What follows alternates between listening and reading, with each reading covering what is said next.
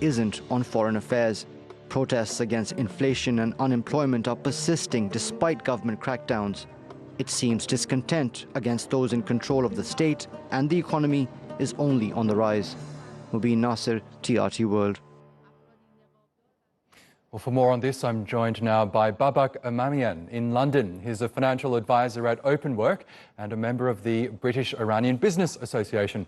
Welcome back to the program, Babak. Now, we saw there thousands of people take to the streets in Tehran and across the country to commemorate the 41st anniversary of the Islamic Revolution. But we've also seen recent images of mass protests as well. I'm wondering, how united are people in Iran behind the current government and indeed behind the Ayatollah right now?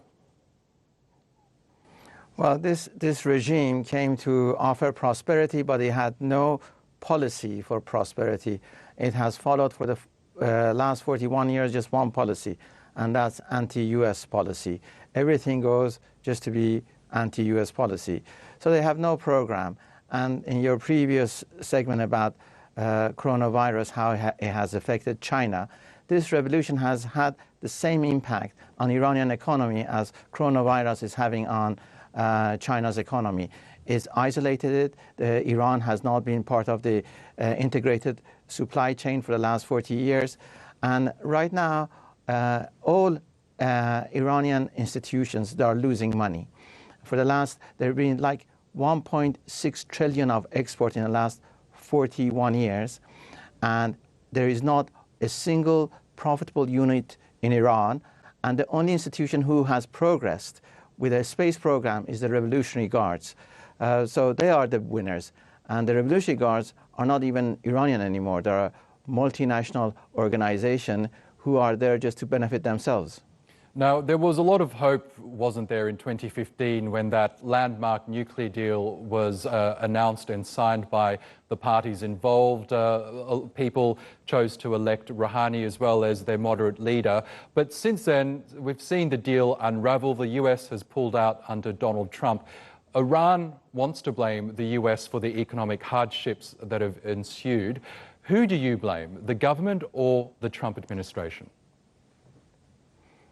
Well, the amount of money came to Iran, which is disputed. Some people say it was 50 billion, some say 200 billion. Whatever the figure is, it never benefited ordinary Iranian people.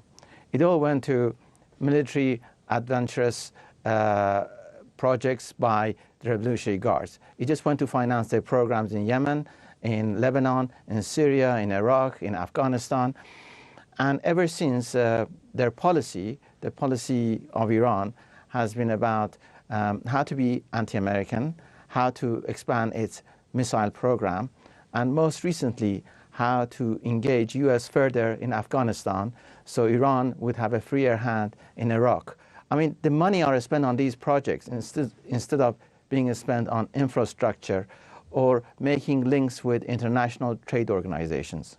Now, some key elections are due to be held in Iran next week. There is some concern that perhaps President Hassan Rouhani's moderate coalition is going to lose in favor of some of the more conservative and hardline elements of Iranian society. Do you think that will happen? Well, the Europeans and the US are disputing about what will happen with the next election.